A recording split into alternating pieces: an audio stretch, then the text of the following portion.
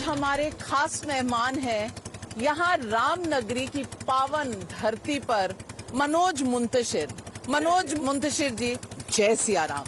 आप अयोध्या में, आप उत्तर प्रदेश के वासी हैं, यहाँ की मिट्टी की खुशबू आपके कण कण में होगी। बस कुछ ही घंटे रह गए हैं प्राण प्रतिष्ठा की। राम मंदिर में राम विराजमान होने वाले हैं। क्या भाव हैं? आप उत्तर प्रदेश में बहुत से उतार चढ़ाव देख चुके होंगे राम जी के। आपके मन में आज क्या भाव है? हमारे पूर्वजों ने 500 साल इस दिन का रास्ता देखा है। बड़ा सौभाग्य है हमारा कि हमारे पुरखों ने, हमारे बड़ों ने, हमारे बुजुर्गों ने जहां ढहते हुए, गिराए जाते हुए, टूटते हुए मंदिर देखे, वहां हम राम मंदिर को आकाश चूमता हुआ देख रहे हैं। मैं समझता हूं ये श्री राम का उपकार है कि हमें इस युग में पैदा किया। और देखिए, जब 1990 का दौर था, तुष्टीकरण की छोटी ओछी राजनीति का दौर था, तब मैं अपने स्कूल में था। मैं देख रहा था क्या हो रहा है। मैं तो अमेठी का हूं, यहीं ज्यादा दूर नहीं है, बगल की बात है। अखबारों के पन्ने खून से रंगे हुए होते थे। आप सुबह अखबार खोलें और पता लगता था कि इतने कारसेवकों की लाशें इसी सरजू में बहती हुई पाई गई।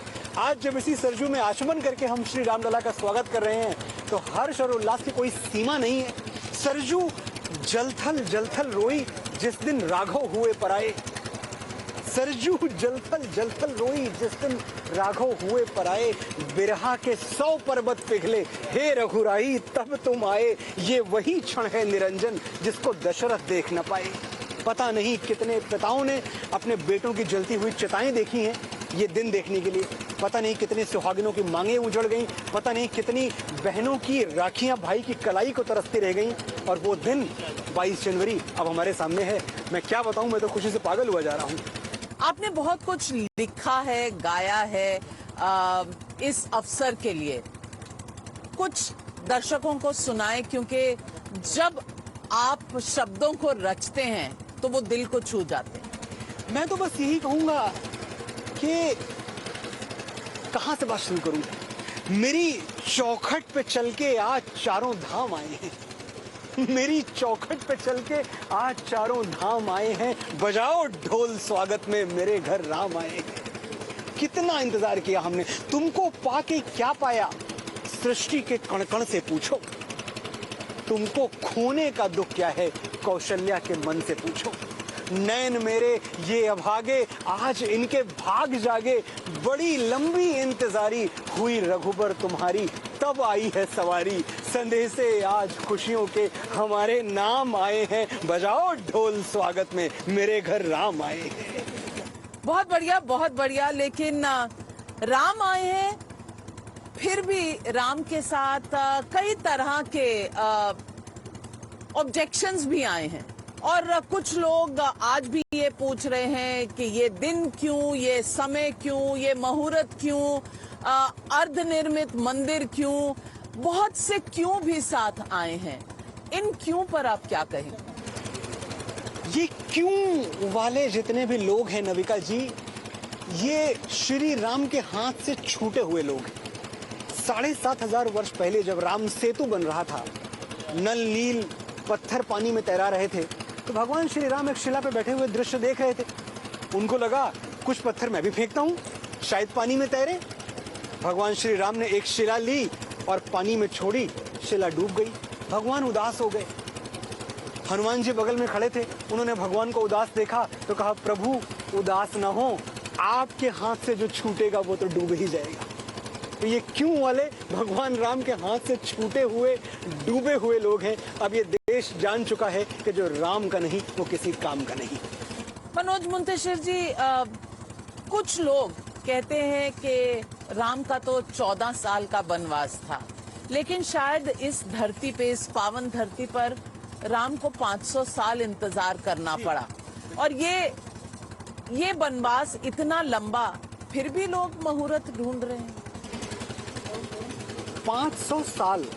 और अगर मैं मॉडर्न इंडिया की बात करूं, क्योंकि कुछ लोग ना जब तक दस्तावेज ना दिखा दो, जब तक पेपर ना दिखा दो, मानते नहीं है। चलिए इनको पेपर दिखा के इनसे बात करते हैं। 1895 1995 में पहली बार कोर्ट में याचिका दायर की गई कि ये जो सरजू का किनारा है ये श्री राम की जन्मभूमि है, किसी आबर बाबर डाबर गाजर की मस्जिद नहीं है। पहली बार ये पिटीशन दायर हुआ। 2019 में माननीय उच्चतम न्यायालय ने ये बात मानी कि हाँ ये राम जन्मभूमि है। 1885 से 2019 तक 134 साल हम इस देश में ये सिद्ध करते रहे कि पहले राम हुए थे कि बाबर। हम इस देश में ये सिद्ध करते रहे कि पहले त्रेता युग आया था कि पहले कलयुग, पहले समरकंद बसा था कि पहले अयोध्या बसी थी, पहले बाबर नामा लिखा गया था कि पहले वाल्मीकि रामायण लिखी गई थी। क्या विडंबना है, कैसे लोगों के हाथों में हमने सत्ता दे रखी थी, कैसे लोगों के हाथों में हमने शक्ति दे रखी थी जिन्होंने राम को ही नहीं अपनाया। आप सोच के देखें हम कितने सहनशील होंगे और कैसे हमने राम के दिखाए हुए मर्यादा के पथ पर हम चले होंगे।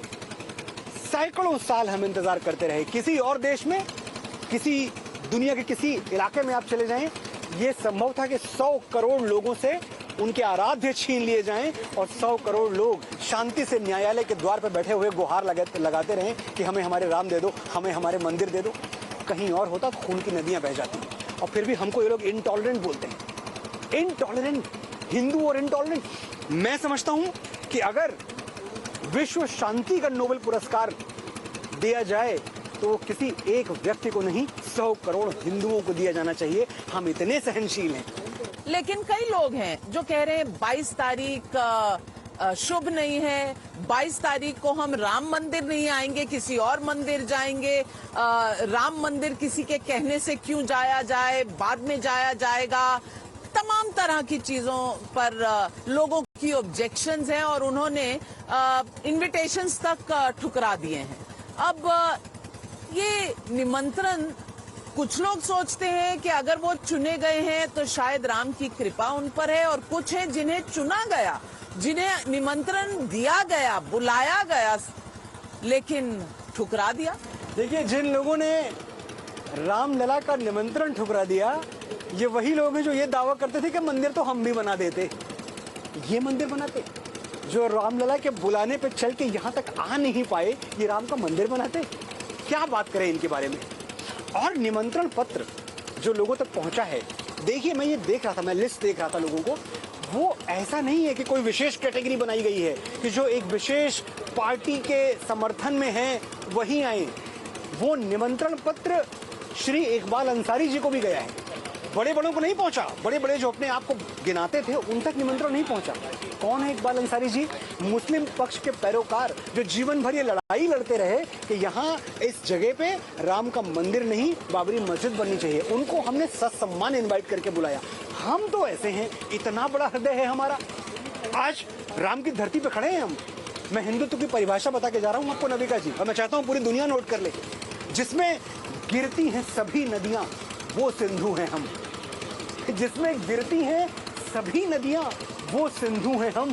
सारी दुनिया को वतन कहते हैं, हिंदू हैं हम।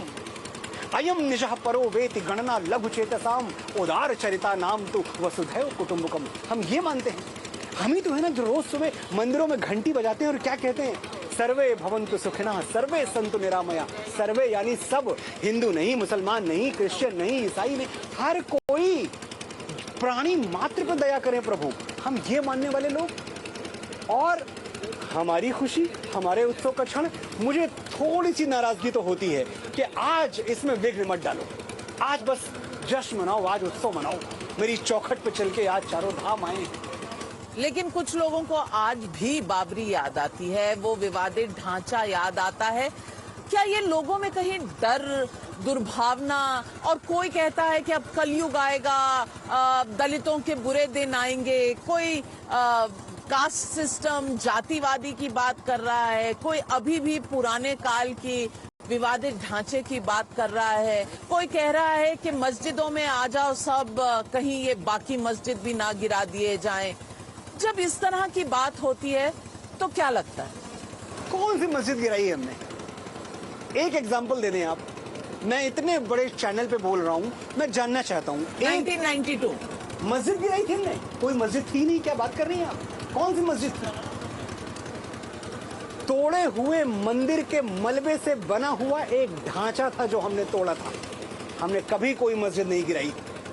मस्जिद की जो शर्तें होती हैं, सिर्फ 3 गुंबद थे, बड़े, माफ कीजिएगा ये किसी के खिलाफ नहीं, लेकिन बड़े बदसूरत दिखने वाले 3 गुंबद थे जो गिरा दिए गए। वो मस्जिद थी ही नहीं, तोड़े गए मंदिर के मलबे से बना हुआ एक ढांचा था, उस ढांचे को गिरा दिया। और मैं बताऊं आपको, अगर टाइम मशीन हो ना कोई और वापस मौका मिले 6 दिसंबर 92 में जाने का, तो वो ढांचा हम दोबारा तोड़ेंगे। इस बार पूरा तोड़ेंगे, ऐसा तोड़ेंगे कि इस बार मलबा तक नहीं छोड़ेंगे। और एक बात मैं बताऊं आपको, तो ये मिलिटेंट हिंदुइज्म है, ये कौन सी टॉलरेंट हिंदुइज्म ये है? मिलिटेंट हिंदुइज्म नहीं है, ये सांस्कृतिक गौरव वाला हिंदुइज्म है। 22 तारीख को आप वहाँ होने वाले हैं? 22 तारीख को मुझे निमंत्रण भेजा गया है, मैं बड़ा खुश हूँ। मैं निमंत्रण पत्र मेरे घर पे आज ही पहुंचा है और मैं ये समझता हूँ कि चाहे दुनिया इधर की उधर हो जाए, लेकिन मैं 22 तारीख को रामलला के दरबार में सर झुकाने जरूर पहुंचूंगा। और क्या भाव है? कुछ पंक्तियां आप तो यूं ही सोचकर बोल देते होंगे, कुछ सुनाइए हमारे दर्शकों को। मैं तो रामलला की मोहक छवि सोच रहा हूँ कैसी होगी। नील गगन से सांवरे कोटि सूर्य सा तेज, नारायण तज आए हैं शेष नाग की सेज। राघव राघव रटते थे युग युग से दिन रैन, आज प्रभु ने दरस दिया धन्य हुए हैं नैन। बहुत धन्य हुए हैं नैन। लेकिन बहुत जद्दोजहद रही। यही आपने सरयू की बात की, ये सरयू लाल हो गई थी। आज शायद कार सेवकों को याद करने का भी समय है। कुछ लोगों का कहना है कि कार सेवकों को तो बुलाया नहीं गया। तमाम तरह की राजनीति कहीं ना कहीं चल रही है इसको लेकर कि जिन्हें बुलाया गया वो आएंगे नहीं और जिन्हें बुलाना जाना चाहिए था उन्हें बुलाया नहीं। इस राजनीति के परे आपकी एक बात बहुत सही है कि ये जो दिन आया है ना, ये बड़े बलिदानों के बाद आया है। ये जो तारीख आई है 22 जनवरी 2024, ये हमारे कैलेंडर पे अपने आप चल के नहीं आई है, ये हमने बलिदानों के बल पे कमाई है। कुछ नाम आज हमें याद करने चाहिए जो बहुत जरूरी हैं। वो सभी कार सेवक जिनके शव इसी सरजू में तैरते हुए देखे गए, हम उन सबको नमन करते हैं, सर झुकाते हैं। हमें याद आते हैं श्रद्धेय श्री कल्याण सिंह जी, जो सत्ता के सिंहासन से उतर गए लेकिन कार सेवकों को गुंबद पर चढ़ाकर ही माना। हमें याद आते हैं श्री अशोक सिंघल, जिन्होंने इसी सरजू किनारे खड़े होकर कार सेवकों को ललकारा था कि आज भले सरजू का जल तुम्हारे रक्त से लाल हो जाए, लेकिन रामलला को पीठ दिखा के वापस मत लौटना। हमें याद आते हैं मराठा शेर आदरणीय श्री बाला साहब ठाकरे, उनसे पूछा गया था कि अरे सुना है ढांचा गिराने में आपका भी हाथ था? शेर दहाड़ के बोला, हाथ नहीं था, पैर था, लात मार के गिरा दिया बाबर का घमंड। हमें याद आते हैं हमारे कवि कुल के पितामह भारत रत्न श्री अटल बिहारी वाजपेयी, जीवन भर गाते रहे रामलला हम आएंगे मंदिर वहीं बनाएंगे, रामलला हम आएंगे मंदिर वहीं बनाएंगे। और लोग उनका मजाक उड़ाते थे, कहते थे अटल जी कहते हैं मंदिर वहीं बनाएंगे पर डेट नहीं बताएंगे। अब हमने क्या सुना है कि जो निमंत्रण पत्र है वो उनके घर भी भेज दिया गया है जो कुर्ते के ऊपर जनेऊ पहनते हैं, और लिफाफे पे भगवा स्याही से लिख दिया गया है 22 जनवरी 2024, लो बता दी डेट। और राम की लीला देखिए, राम मंदिर की डेट पूछने वाले आउटडेटेड होकर धूल फांक रहे हैं, और यहाँ मैं और आप अयोध्या में हैं, यहाँ लाखों श्रद्धालुओं की पगधूली से आकाश का रंग भगवा हो चुका है।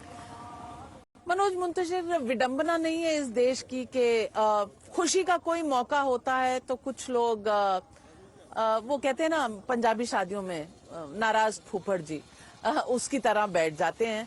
क्या ये हमारी प्रवृत्ति है कि हम हिंदू इतनी भांति भांति तरह के हैं, सबके अलग अलग भाव अलग अलग विचार हैं, या ये सिर्फ राजनीति से प्रेरित है? सिर्फ राजनीति और क्या? मैं एक बात समझना चाहता हूं, कोई राम के विरुद्ध कैसे हो सकता है? क्योंकि मैं भी पढ़ता हूं, मैं भी मीमांसा करता हूं, मुझे बहुत शौक है डिफरेंट पॉइंट ऑफ व्यू समझने का। ये वाला पॉइंट ऑफ व्यू समझने में मैं आज तक असमर्थ रहा कि कोई श्री राम के विरुद्ध क्यों हो सकता है। चलिए एक रिकैप लेते हैं नविका जी, बहुत ब्रीफली समझते हैं कि राम कौन है। भगवान श्री राम वो पुत्र हैं जो पिता की एक बात पर सिंहासन त्याग कर वनवासी हो जाते हैं। भगवान श्री राम वो पति हैं जो सिंदूर की सौगंध निभाने के लिए भालुओं और वानरों की सेना लेके इस संसार के सबसे शक्तिशाली असुर से टकरा जाते हैं। भगवान श्री राम वो भाई हैं जो मूर्छित पड़े लक्ष्मण के सरहाने बैठकर मृत्यु को चुनौती दे देते हैं कि आज या तो मेरा अनुज आंखें खोलेगा या मैं भी आंखें मूंद के हमेशा के लिए यही सो जाऊंगा। भगवान श्री राम वो राजा हैं जिनके नाम पर हमारे देश में राम राज्य की अवधारणा है, जिनका चित्र संविधान में अंकित है। भगवान श्री राम वो राष्ट्र प्रेमी हैं जो अपने बाहुबल से जीती हुई सोने की लंका को ठोकर मार देते हैं क्योंकि अयोध्या की मिट्टी बुला रही थी। ऐसा महान चरित्र, इसमें आप कमियां ढूंढते हैं। फिर मुझे लगता है, मैं कहना तो नहीं चाहता लेकिन मुझे यही लगता है कि फिर जो रामद्रोही है वो राष्ट्रद्रोही है, ऐसा क्यों ना मान लिया जाए। लेकिन फिर लोग शंकराचार्य की भी बात करते हैं। शंकराचार्य जी नाखुश हैं। तो अगर सनातन धर्म में मान्यता है, अगर हिंदू धर्म में मान्यता है, तो शंकराचार्य तो सर्वोपरि हैं। शंकराचार्य जी हमारी संस्कृति के कस्टोडियन हैं, चारों हमारे शंकराचार्य। मैं बड़ी श्रद्धा और बड़े सम्मान के साथ उन सबको सर झुकाता हूं और मैं समझता हूं कि अगर वो श्री राम मंदिर की प्राण प्रतिष्ठा में नहीं आ पाए तो इसके पीछे कोई शास्त्रीय कारण होंगे, और शास्त्रीय कारण अगर हैं तो इस पे टिप्पणी मैं कर नहीं सकता क्योंकि मैं वो शास्त्र जानता नहीं। लेकिन विरोध किसी ने नहीं किया है। सभी शंकराचार्यों ने खुल के बोला है कि हाँ, रामलला का स्वागत होना चाहिए। कुछ शंकराचार्यों ने तो बाकायदा आम जनता से अपील की है कि आप ढोल नगाड़े बजा के और खुशियां मनाएं, रामलला घर आ रहे हैं। स्वयं नहीं आ पाए तो कोई प्रोटोकॉल होगा, कोई शास्त्रीय कारण होगा जिसको हम सर झुका के स्वीकार करते हैं। आदि पुरुष के मनोज मुंतशिर और आज के मनोज मुंतशिर में कुछ चेंजेस आए हैं। देखिए, अगर माँ सरजू मुझसे नाराज होती तो मुझे राम कथा सुनाने के लिए सरजू के तट पे अयोध्या नहीं बुलाती। आदि पुरुष में मुझसे कुछ भूल हुई, मैंने उन भूलों के लिए सर झुका के क्षमा मांगी। जितने भी सनातनी हैं, जितने भी साधु संत हैं, महात्मा हैं, जिनका भी दिल दुखा है, मैं उनसे एक बार फिर से बहुत विनम्रता के साथ अपनी गलती स्वीकार करता हूँ। मुझसे भूल हुई, लेकिन मैं ये भी जानता हूँ कि भगवान श्री राम ने मुझे ये भी कहा कि इस गलती पे रुकना मत, इस गलती को सही करने का एक तरीका है, मेरे बारे में और लिखो, और ज्यादा लिखो, और गुणगान गाओ। और इसीलिए बड़े गर्व से बता रहा हूँ मैं आपको नबिका जी, जो सबसे ज्यादा गाए जाने वाले भजन है श्री राम के, वो सब मेरे लिखे हुए हैं। राम सिया राम जो सबसे ज्यादा चल रहा है चारों तरफ। आप गा के सुनाइए, ऐसे हम नहीं सुनेंगे। गा तो नहीं सकता मैं, आप जानती हैं मैं। थोड़ा बहुत तो गा ही सकते। जन्म जन्म की खोज बताएं, राम से चल के राम पे आए। प्रेम कोई हम और न जाने, राम से रूठे राम से माने। राम सिया की करुण कहानी, एक है चंदन एक है पानी। राम सिया राम जय जय राम। राम सिया राम जय जय राम। और भी बहुत आपके भजन जो हैं इस वक्त अयोध्या में गूंज रहे हैं। जो जो लिखा है सुनाइए। बहुत सारे भजन गूंज रहे हैं। मैं तो देख रहा हूँ, सरजू जलथल जलथल रोई जिस दिन राघव हुए पराए। बिरहा के 100 पर्वत पिघले हे रघुराई तब तुम आए। ये वही क्षण है निरंजन जिसको दशरथ देख न पाए। आज दसों ये दिशाएं जैसे जश्न मनाएं, राम आएंगे। नैना भीगे भीगे जाएं, कैसे खुशी ये छुपाएं। राम आएंगे। कभी दीप जलाएं, कभी पलक बिछाएं, राम आएंगे। हम पागल हो चुके हैं राम के आने के लिए। मनोज मुंतशिर जी हमारे साथ जुड़ने के लिए, और टाइम्स नाउ नव भारत के सभी दर्शकों की तरफ से आपको बहुत धन्यवाद करती हूं और स्वागत करती हूं इस पावन धरती पर आपका, जो आपकी है। आपने कहा आप मेजबान हैं, लेकिन जो हर्ष आपके चेहरे पे दिख रहा है, जो खुशी आपके चेहरे पे दिख रही है, बयान कर रही है करोड़ों हिंदुस्तानियों की मन की बात। जय सिया राम।